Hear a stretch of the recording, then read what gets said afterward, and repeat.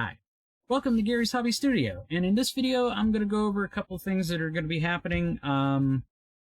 First off, sorry I didn't have a normal video up and running. I was going to try to do something with Proxmox, especially involving version 8. The only problem is I couldn't get access to the old Proxmox test setup that I had in the R410. But I think I found a way to recover the password, so that I'm going to be working on. The other thing is, and I don't have any of the pictures, which I could try to do it while I'm talking to you guys. Sorry if I'm not looking at you or anything.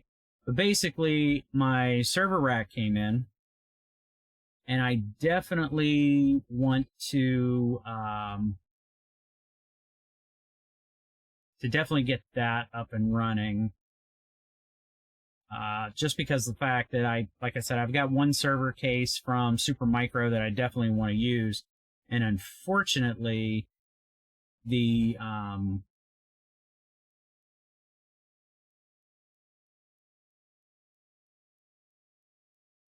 while that's uploading, because the one case rack is too short, and there's been some other videos that I've done where it shows that the rails won't fit in because it's not long enough. I got the 28-inch kit. Should give me 2 extra inches. I should be able to do it. I should also be able to get rid of a lot of those extenders, I want to say. I may still need it for the R710, so I'm not sure. So that was one thing right there. I started to record adding memory to this, and unfortunately there was a large segment that my microphone was muted, like a dumbass. And so yeah, I can show you basically what it is. I'm gonna re-go over it, and I'll show you how to remove the keyboard and everything. I mean, it should be no different than whenever I did the screen replacement on this machine. It's pretty much the same thing. Pop the mouse keys off to slide the keyboard.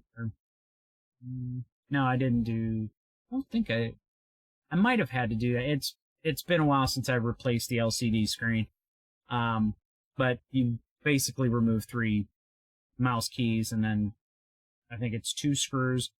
But anyways, I'll do a video on it, show the memory, because the new memory is already installed. I just can't believe I did that. And yeah, so I've got the server rack cleanup and new rack to install. The P53. I also got DaVinci Resolve to work on Rocky Linux on my W540, which is nice. I also want to see, because I can't run anything higher than 16 on it, but I know this one should be able to, and I might go over when I get a new NVMe drive for this to go over the installation and everything, because I'll get this machine set up after I do the video on installing the RAM, and then do the setup on this. I'll save the old NVMe that I have in it right now that has the Windows OS, just in case if I need it. Because the reason I'm thinking about switching over to it is because switching this one over to the same thing, I'd like to see if I can do it on Debian through the one, there's a conversion script that'll convert it to a deb file. And that's because this machine and the W540 that I have, that I was playing around with, those two do not support Windows 11. I want to say the W540, I think it had a couple of things. I think the processor, the memory and everything was fine. The processor, I don't think it supports, and the TPM is 1.2 instead of 2.0. This one here, the P51, it has TPM 2.0, but the processor is not supported. So this one, the hardware fits, just trying to find a supported processor that'll work in this thing. And I don't even know if you could change it. I don't see mobile processors for laptops being sold on eBay or anything. So to really try to, you know, convert this one over to run Windows 11, you know.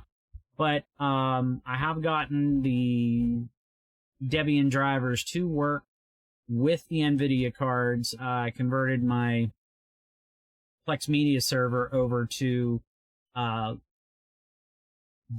instead of using Windows, because of the fact that with Windows, it always had to be logged in, and if for some reason I ended up restarting the whole virtual server, what would happen there is that then I'd have to remember to log into it or any other Windows virtual machines, because some programs don't run as a service.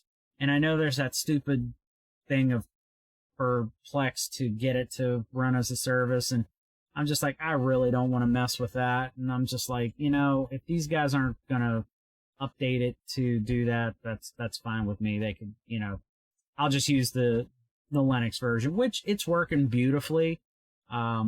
Works great. The only problem I've had with it is sometimes when it did updates and it updated the driver, all of a sudden it went from 1920 by 1080 resolution when I'm remoted in to 800 by 600. And I know most people will be like, well, you know, you should run it headless.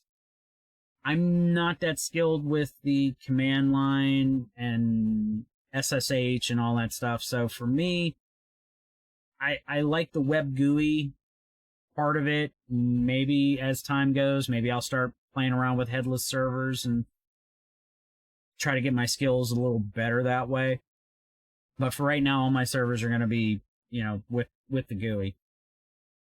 So that's that. And the nice thing about having it on a Linux distribution now is that I don't need to have it logged in. It just comes up, it runs, and that's it, which is great. Because like I said, if I end up rebooting the Dell server that it runs on, I don't need to log into it. It's the greatest thing since sliced bread to be able to do that, which is nice because everything else that I have, which again, a lot of my servers are running on. And the weird thing is, though, the Microsoft servers, because I've got 3 of those. I've got 2 domain controllers and a file server. But all 3 of those, everything works, and I don't necessarily need to be remoted into it, and I have the Windows utilities on my computer, and that works fine. But again, it's a stupid rant. You know, and granted, you know, it's however they want to write the applications and all that stuff. I think what else?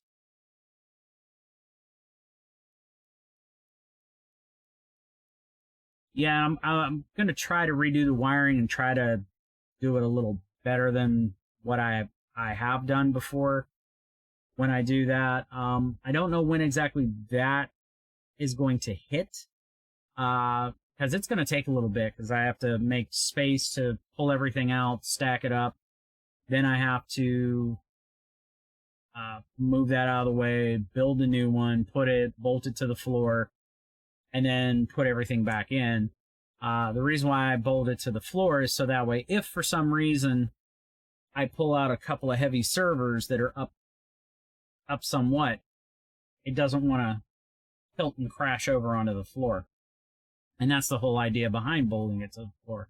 That's why I put 4x4s in the floor underneath the sheeting. So between the thickness of the sheet, the 4 inch by 4 inch piece of wood that I put in those spots, it would take pretty much an act of God to rip that thing out of the floor. And it really would. So that to me is the reason why I did it. I didn't want it on casters, because if you put it on casters, you can only have so much in it. And I got a lot of stuff, and probably got more stuff that's planning on going in at some point. So, but that's future videos that are coming up. Again, I apologize for not having one ready.